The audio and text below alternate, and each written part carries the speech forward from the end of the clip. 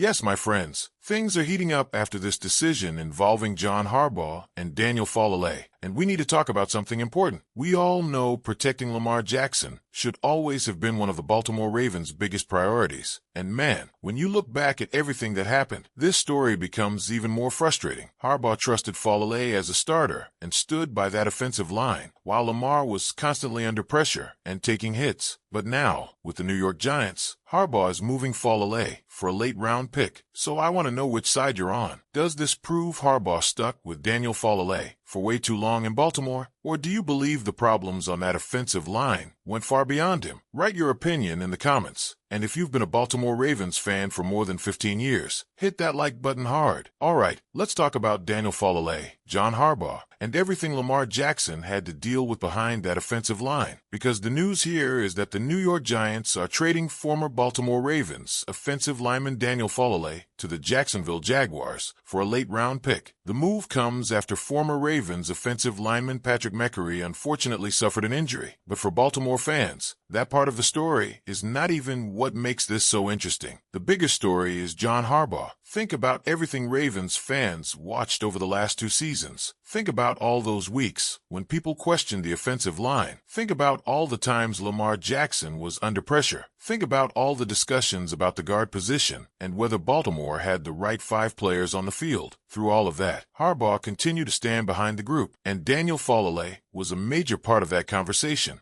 That is why seeing Harbaugh move on for Falale now is so difficult for some Ravens fans to ignore. This wasn't somebody Harbaugh quickly gave up on in Baltimore. This was a player he continued to put on the field. This was a player who was trusted with helping protect the most important player on the entire roster, Lamar Jackson. And that is what makes this so frustrating when you look back. Falale himself should not receive all the blame for what happened. That's important to make clear. He didn't put himself in the starting lineup. He didn't decide which position he was going to play. He didn't make the coaching decisions. He was asked to do a job, and he went out there and tried to do it. The decision that deserves another look was putting him in that situation in the first place, and continuing with it even when the results created serious questions. Remember where this started. Daniel Falale was drafted as a developmental right tackle. According to the information we're discussing, he had never played guard before in his career. Then Baltimore decided to experiment with him at right guard during the 2024 offseason. At first, it could easily be viewed as normal offseason experimentation. Teams move offensive linemen around all the time. Coaches want to know who can play different positions because that flexibility can become extremely valuable during a long NFL season. But this wasn't just a temporary experiment. It became the plan. And look at where the Ravens were as an organization when that decision was being made. Lamar Jackson had just won his second MVP award in 2023. Baltimore had the #1 seed.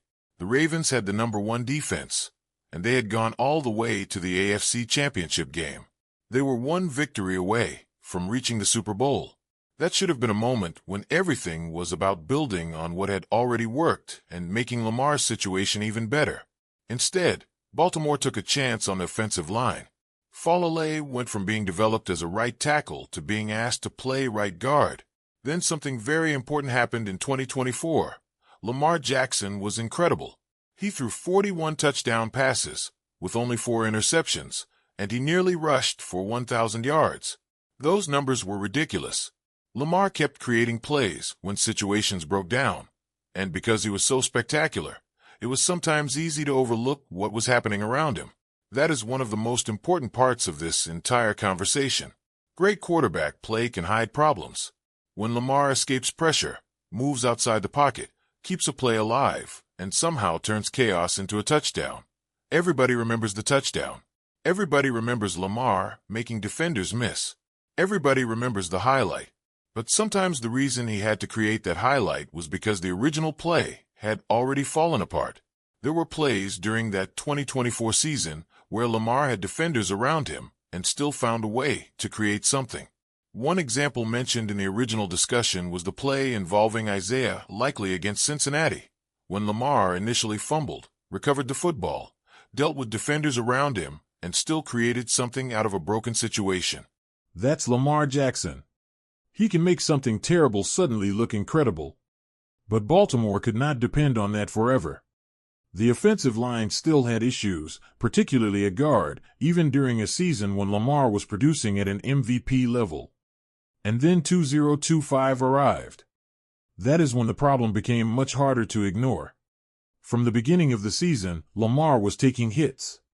Week 1 brought major concerns about the amount of contact he was taking. Ravens fans immediately started wondering whether this could continue for an entire season. Then the season continued, and the concern didn't disappear. By week 3 against the Detroit Lions, the pressure on Lamar had become one of the biggest talking points. He was being hit, pressured, and forced to deal with an offensive line that was not consistently giving him the protection a franchise quarterback needs. And think about the matchup for a second. Lamar Jackson is one of the most difficult quarterbacks in football to bring down because of his movement. His ability to escape pressure has been one of the defining characteristics of his career. Yet in that game against Detroit, Lamar ended up being sacked more than Jared Goff. That should tell you how serious the protection issues had become. Still, Harbaugh didn't make the major offensive line change that frustrated Ravens fans were waiting to see. The message continued to be that Baltimore had its best 5 offensive linemen out there. Then came Week 4 against Kansas City. Again, Lamar was taking hits. And this time, the situation became even worse because Lamar got hurt. He would miss a chunk of games, and according to the source discussion, he never really returned to full health for the remainder of the year. That changed Baltimore's season. This is your franchise quarterback. This is the player around whom the entire offense is built. This is the quarterback who had just come off a season with 41 touchdown passes and only 4 interceptions. If anything was going to force Baltimore to reconsider the offensive line, you would think seeing Lamar get hurt would do it. But Harbaugh stayed with his approach. And this is where the Daniel Falale situation becomes about much more than Daniel Falale. For many Ravens fans, it became an example of one of their biggest frustrations with Harbaugh. When he believed in a personnel decision, he could stay committed to it even when people watching the games were seeing reasons to question it. Again, that doesn't mean everything that went wrong was Falale's fault. It wasn't. Andrew Voorhees was part of the offensive line conversation as well. Ronnie Stanley was part of the line. The entire unit had responsibility. You cannot take every hit Lamar absorbed and put it on one offensive lineman. But guard play was a major problem. And Falale was part of that problem. That's why today's situation feels so strange. After Harbaugh left Baltimore and went to New York, he brought several former Ravens with him. Isaiah Likely went there. Patrick Ricard went there. Jordan Stout went there. Darius Washington went there. That wasn't necessarily surprising. When a coach moves to another organization, it makes sense that he might want players he already knows and trusts. Those players understand him. He understands them. There is familiarity on both sides. But Daniel Falale remained available for a while.